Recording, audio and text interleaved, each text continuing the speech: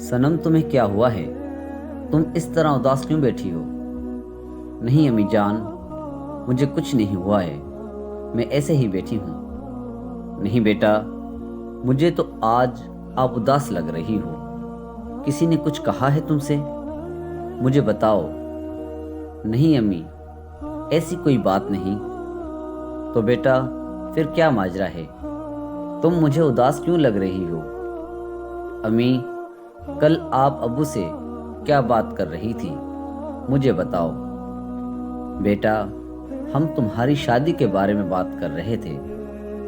हम सोच रहे थे कि आपकी शादी कर दें। क्यों अम्मी, आप मुझसे तंग हैं? नहीं बेटा, ऐसा क्यों कह रही हो? आप तो हमारी शहजादी हो, आप तो हमारी आंखों की ठंडक हो, हम आपसे क्यों तंग होंगे? तो फिर अम्मी जान, आप मेरी शादी की बात अब्बू से क्यों कर रही थी? बेटा, हम क्या करें, बेटियां तो पराया धन होती हैं, एक न एक दिन वो शादी करके चली जाती हैं। नहीं अम्मी जान, मैं कोई शादी वादी नहीं करूंगी। आप अवैस की शादी करवा दो, मैं नहीं करूंगी। नहीं बेटा, ऐसा ना कहो, हम आपकी भी शादी करेंगे। अम्मी, आप मुझे एक ऐसे शख्स के साथ बांधना चाहती हो जिसे मैं जानती भी नहीं हूँ। भला वो मेरा ख्याल कैसे रखेगा?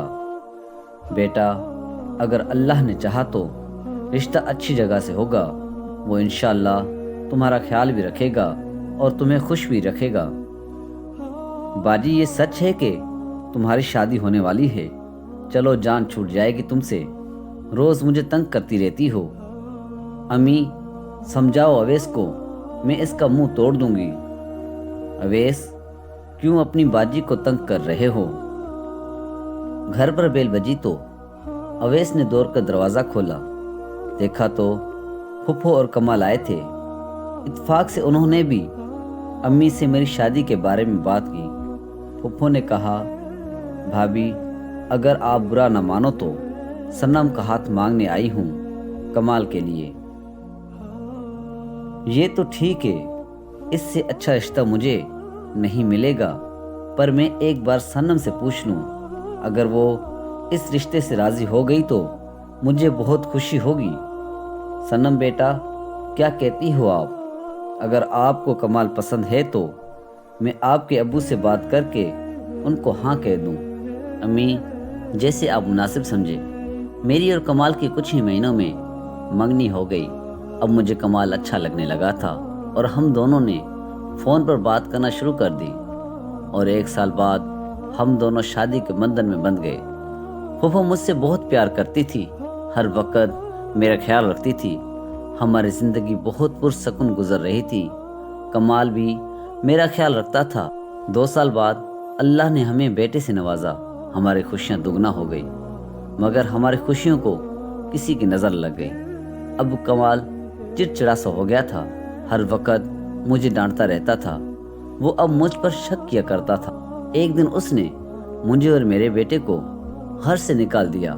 फूफो ने कमाल को बहुत रोका, मगर उसने किसी की ना सुनी और मुझे और मेरे बेटे को घर से निकाल दिया। मैं रोती हुई अम्मी के पास आई। अम्मी ने कहा, सनम, क्या हुआ है तुम्हें और कमाल कहाँ है? अम्मी, कमाल ने मुझे और मेरे बेटे को घर से निकाल दिया है।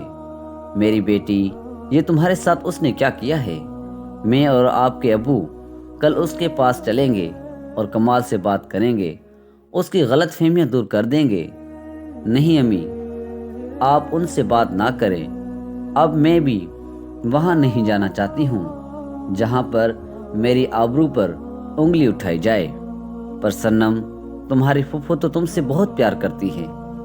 जी अम्मी, पर अब मैं कमाल के पास नहीं जाना चाहती। वक्त यूं ही गुजरता रहा और इस तरह मुझे अम्मी के पास बैठे 2 साल हो गए। एक दिन अचानक कमाल हमारे घर आया और अम्मी के पैरों में गिरकर माफ़िया मांगने लगा।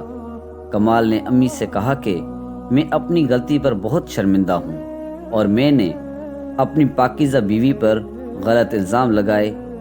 अम्मी ने कमाल के मुंह पर थप्पड़ मारा और कहा कि बताओ, तुमने मेरी फूल जैसी बेटी पर गलत इल्ज़ाम क्यों लगाया? کمال نے امی سے کہا کہ جب میں آفس سے آتا تو صنم اور ارشاد جو کہ میرا کزن ہے دونوں ساتھ بیٹھے رہتے تھے اور ہنسی مذاق کرتے رہتے تھے۔ ان دونوں کو ساتھ دیکھ کر مجھے بہت غصہ آتا تھا، جس کی وجہ سے میں چڑچڑا سا ہو گیا تھا۔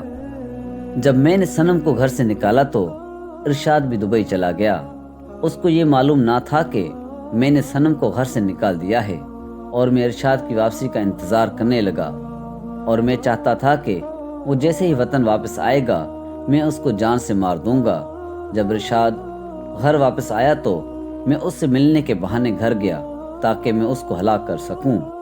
ارشاد کے گھر سب موجود تھے۔ میں موقع کا انتظار کرنے لگا تاکہ میں حملہ کر سکوں۔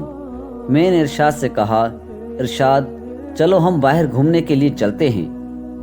ارشاد بھی میرے ساتھ باہر چلنے کے لیے تیار ہو گیا۔ جب ہم ایک ویران جگہ پر پہنچے تو میں نے ارشاد پر حملہ کر دیا، پر ارشاد بہت زیادہ تیز تھا اور اس نے اپنے آپ کو بچا لیا اور مجھ سے چاقو چھین لیا۔ ارشاد اور میں دونوں لڑنے لگے۔